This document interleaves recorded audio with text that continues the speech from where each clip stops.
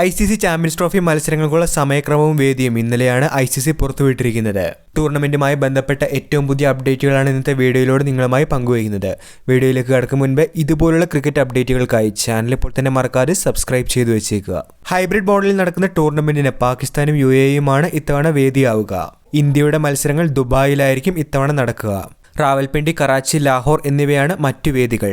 ഫെബ്രുവരി 20 ബംഗ്ലാദേശിനെതിരെയാണ് ഇന്ത്യയുടെ ആദ്യ മത്സരം. ഫെബ്രുവരി 23 ആരാധകർ കാത്തിരിക്കുന്ന ഇന്ത്യ-പാകിസ്ഥാൻ മത്സരം വരാനായി പോകുന്നത്. മാർച്ച് 2 ന്യൂസിലാൻഡിനെയും ടീം ഇന്ത്യ നേരിടും. ചാമ്പ്യൻസ് ട്രോഫിക്ക് മുൻപ് ഇന്ത്യ 3 ഏകദിനങ്ങളിൽ മാത്രമാണ് ഇനി കളിക്കുന്നത്. ഇത് ഇംഗ്ലണ്ടിനെതിരെയാണ്. അതുകൊണ്ട് തന്നെ ഇംഗ്ലണ്ടിനെതിരെ കളിക്കുന്ന ടീം തന്നെയായിരിക്കും ചാമ്പ്യൻസ് ട്രോഫിയിലും കളിക്കുക.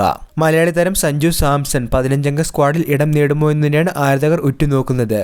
എന്നാൽ ലഭിക്കുന്ന റിപ്പോർട്ടുകൾ പ്രകാരം സഞ്ജു സാംസണും ചാമ്പ്യൻസ് ട്രോഫി ടീം ഇന്ത്യയുടെ സ്ക്വാഡിന്റെ ഭാഗമായിരിക്കും. കാരണം ഇംഗ്ലണ്ടിനെതിരായ ഏകദിന പരമ്പരയിൽ സഞ്ജു കളിക്കുന്നതിനുള്ള സാധ്യതകൾ കൂടുതലാണ്.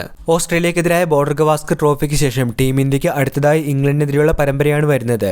5 T20കളും 3 ഏകദിനങ്ങളുമാണ് ഇംഗ്ലണ്ടിനെതിരെ ടീം ഇന്ത്യ കളിക്കുക. തീർച്ചയായിട്ടും 5 മത്സര T20 പരമ്പരയിൽ സഞ്ജു ടീം ഇന്ത്യയുടെ ഭാഗമായിരിക്കും. ഇംഗ്ലണ്ട് പര്യടനത്തിൽ മികച്ച പ്രകടനം കാഴ്ചവെച്ചാൽ തീർച്ചയായിട്ടും ഇത് സഞ്ജുവിന് ചാമ്പ്യൻസ് ട്രോഫിയിലേക്കുള്ള ഡയറക്റ്റ് എൻട്രിയായി മാറും. അതുപോലെ തന്നെ സീനിയർ താരങ്ങളിൽ പലരുടെയും അവസാന ടൂർണമെന്റ് കൂടിയായിരിക്കും എന്നുള്ള റിപ്പോർട്ടുകളും സജീവമാണ്. രോഹിത് ശർമ്മ, ജഡേജ, വിരാട് കോഹ്ലി എന്നിങ്ങനെ സീനിയർ താരങ്ങളെ സംബന്ധിച്ച് ഒരുപക്ഷെ അവരുടെ അവസാന ടൂർണമെന്റായി മാറാൻ ചാമ്പ്യൻസ് ട്രോഫി സാധ്യതയുണ്ട്. ചാമ്പ്യൻസ് ട്രോഫിക്കുള്ള ടീം ഇന്ത്യയുടെ ഒരു പ്രൊബബിൾ സ്ക്വാഡ് പരിഗണിക്കുകയാണെങ്കിൽ രോഹിത് ശർമ്മ, ശുഭ്മാൻ ഗിൽ, വിരാട് കോഹ്ലി, ശ്രേയസ് അയ്യർ, KL രാഹുൽ, സഞ്ജു സാംസൺ, ഹർദിക് പാണ്ഡ്യ, രവീന്ദ്ര ജഡേജ, റിയാൻ പരാഗ്, വാഷിംഗ്ടൺ സുന്ദർ, മുഹമ്മദ് ഷമി, ജസ്പ്രീത് ബുംറ, അർഷ്ദീപ് സിംഗ്, മുഹമ്മദ് സിറാജ്, ഹർഷിത് റാണ, അക്സർ പട്ടേൽ എന്നിവരായിരിക്കും സ്ക്വാഡിൽ ഉണ്ടായിരിക്കുക. ചാമ്പ്യൻസ് ട്രോഫിക്ക് ശേഷം ജയ്സ്വാൾ ഏകദിന ടീമിന്റെ ഭാഗമാകുമെന്നാണ് റിപ്പോർട്ടുകളിൽ പറയുന്നത്.